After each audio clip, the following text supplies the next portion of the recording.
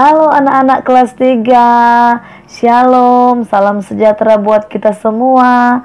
Assalamualaikum warahmatullahi wabarakatuh. Puji dan syukur kita patut naikkan kepada Tuhan oleh karena penyertaan Tuhan yang sempurna bagi kehidupan kita semua, sehingga pada saat ini kita boleh bertemu kembali untuk mengikuti pembelajaran online, yaitu tema 1, subtema 1, pembelajaran yang kelima. Masih bersama dengan Ibu Guru Cynthia Tielung, dan pada saat ini kita akan segera memulaikan pembelajaran kita. Oh ya, tapi sebelum itu kita akan awali dengan doa. Mari kita berdoa menurut agama dan keyakinan kita masing-masing. Berdoa mulai.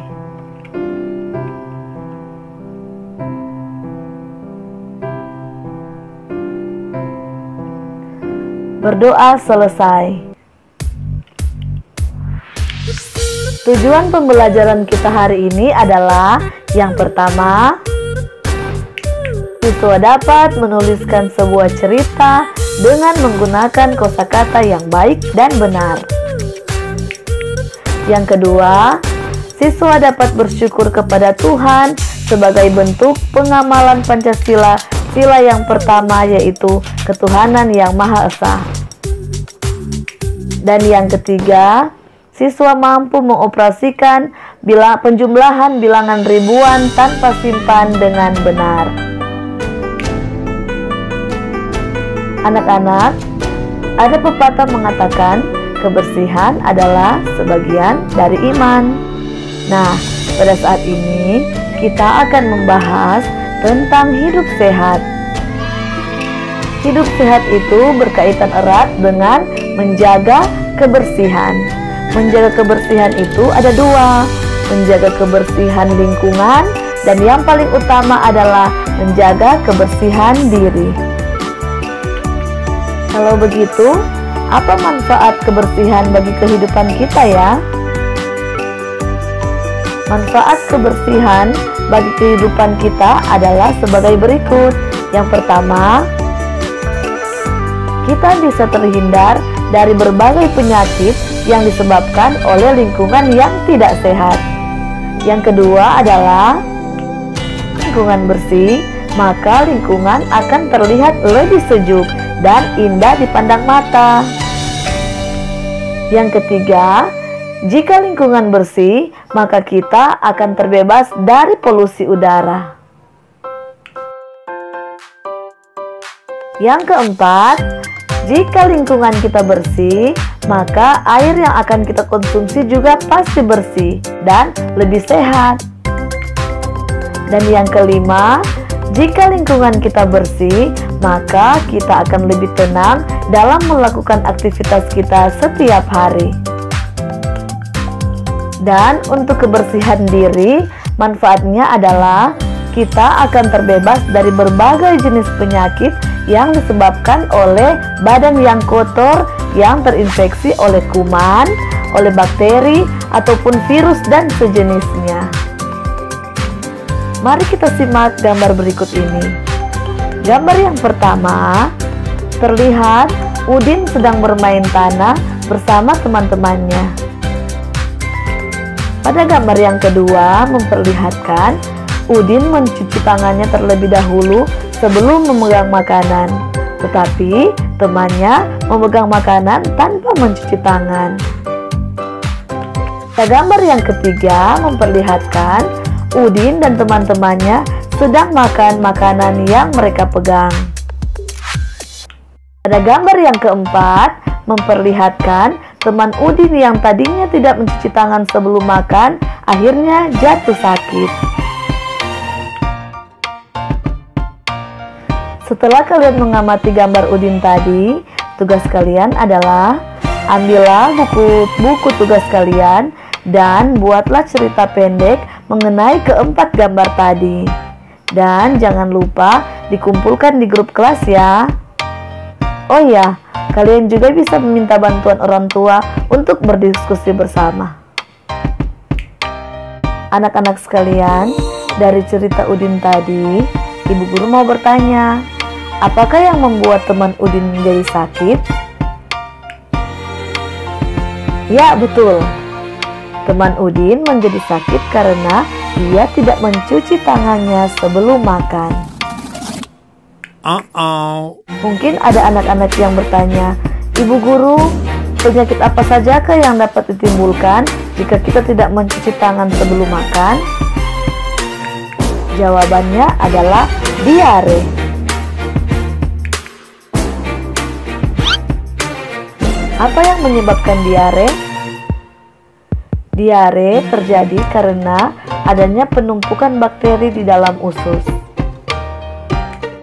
Hal itu dikarenakan kita mengkonsumsi makanan yang tidak bersih atau tidak higienis, dan atau kita tidak mencuci tangan sebelum kita makan atau minum.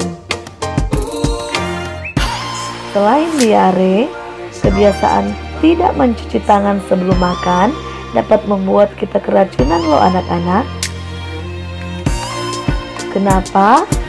Karena tangan yang kotor akan terkontaminasi dengan bakteri, kuman, dan juga virus, sehingga itu dapat menyebabkan tubuh kita menjadi diare dan kita bisa sakit perut, terlebih lagi kita bisa muntah-muntah. Jadi, mencuci tangan sebelum makan itu adalah merupakan satu kebiasaan yang baik ya anak-anak.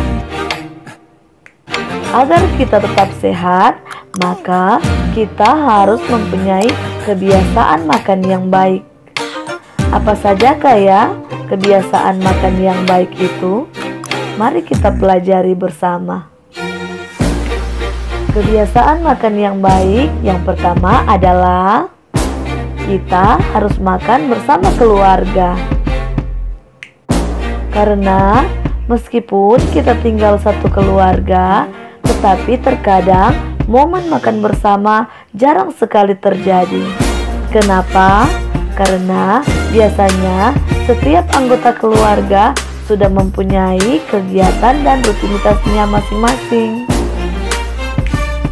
Tetapi yang perlu diketahui adalah kebiasaan makan bersama keluarga dapat meningkatkan daya pikir anak dan juga menjauhkan anak dari resiko depresi. Yang kedua, yang sudah kita pelajari tadi adalah mencuci tangan sebelum makan agar kita terhindar dari berbagai macam penyakit yang disebabkan oleh kuman, bakteri maupun virus. Yang ketiga, tutup mulut ketika kita sedang mengunyah makanan. Kenapa? Karena jika kita makan dan mengunyah makanan tanpa menutup mulut kita, maka makanan yang sedang kita kunyah nantinya akan menyembur keluar. Dan perlu anak-anak ketahui, hal itu adalah benar-benar perbuatan yang tidak sopan. Yang keempat, kita harus makan makanan yang sehat dan bergizi.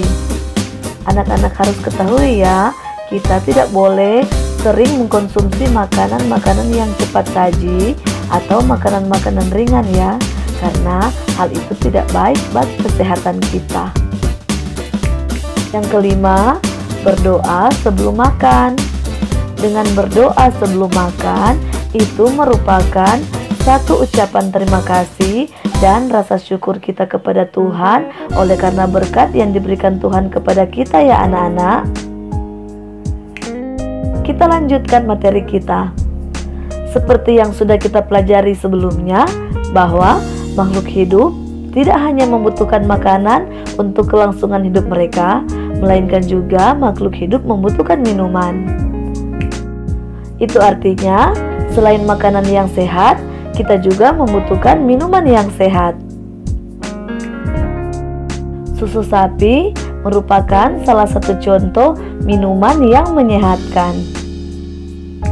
Beberapa perusahaan telah memproduksi minuman susu sapi kemasan kotak siap saji agar lebih mudah untuk dikonsumsi. Perhatikan gambar ini.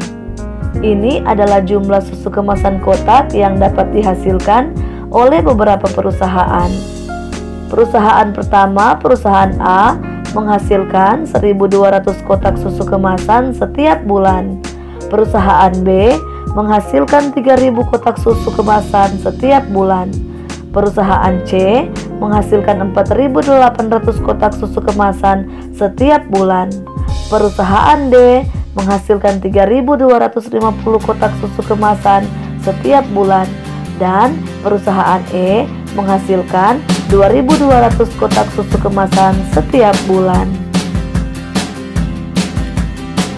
Berdasarkan daftar tersebut, tugas kalian adalah tuliskan dalam buku tugasmu yang pertama, manakah perusahaan yang menghasilkan susu kotak terbanyak setiap bulan? Kedua, manakah perusahaan yang menghasilkan susu kotak paling sedikit tiap bulannya? Kita lanjut pada tugas berikutnya. Coba anak-anak perhatikan contoh berikut ini.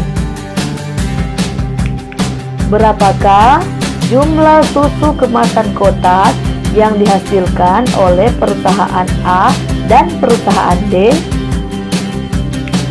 Permasalahan tersebut dapat diselesaikan dengan penjumlahan. Mari kita lihat gambar berikut ini.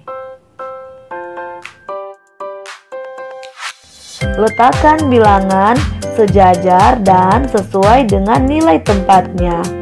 Lalu jumlahkan sesuai kelompok masing-masing.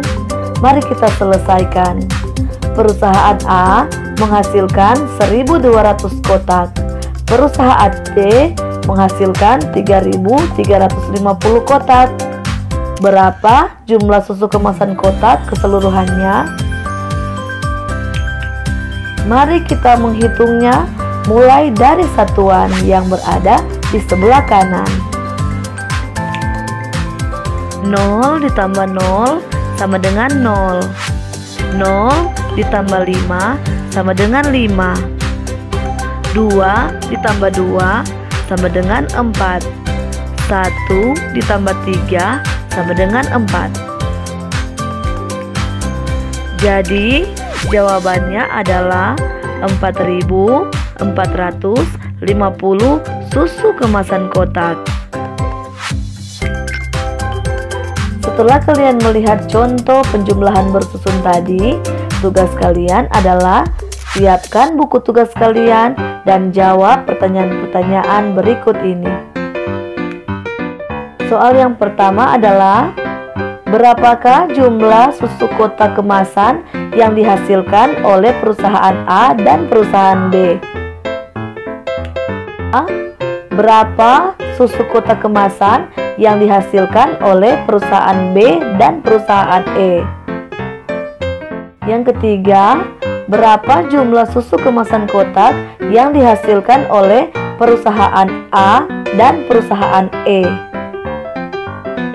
Yang keempat, berapa jumlah susu kemasan kotak yang dihasilkan oleh perusahaan B dan perusahaan C? Yang kelima, berapa susu kemasan kotak yang dihasilkan oleh perusahaan A dan perusahaan C? Jangan lupa untuk mengerjakannya dengan cara bersusun ke bawah. Dan seperti biasanya, jika kalian sudah menyelesaikan tugas ini, jangan lupa dikirim ke grup kelas ya. Anak-anak sekalian, pandemi virus COVID-19 ini tidak hanya mendatangkan kegelisahan dan kekhawatiran bagi banyak orang, tetapi juga melahirkan kebiasaan dan pola makan yang baik bagi banyak orang. Wabah yang menyerang sistem kekebalan tubuh kita ini menyadarkan kita semua akan pentingnya menjaga kebersihan dan kesehatan diri serta lingkungan di sekitar kita. Anak-anak, dalam pembelajaran 5 ini mengajarkan kita untuk selalu menjaga kebersihan badan dan kebersihan lingkungan. Kemudian pembelajaran ini juga mengajarkan kita agar selalu cuci tangan sebelum kita makan ataupun kita minum. Dan yang ketiga, pembelajaran ini mengajarkan kepada kita agar kita semua konsumsi makanan yang sehat dan minuman yang sehat. Dan yang terakhir, pembelajaran ini mengajarkan kita untuk selalu bersyukur kepada Tuhan atas setiap berkat yang diberikannya kepada kita.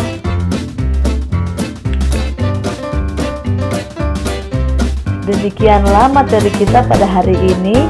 Terima kasih atas perhatian dan partisipasi dari anak-anak sekalian. Dan kita akan berjumpa kembali pada materi selanjutnya. Akhir kata, Tuhan Yesus memberkati kita semua.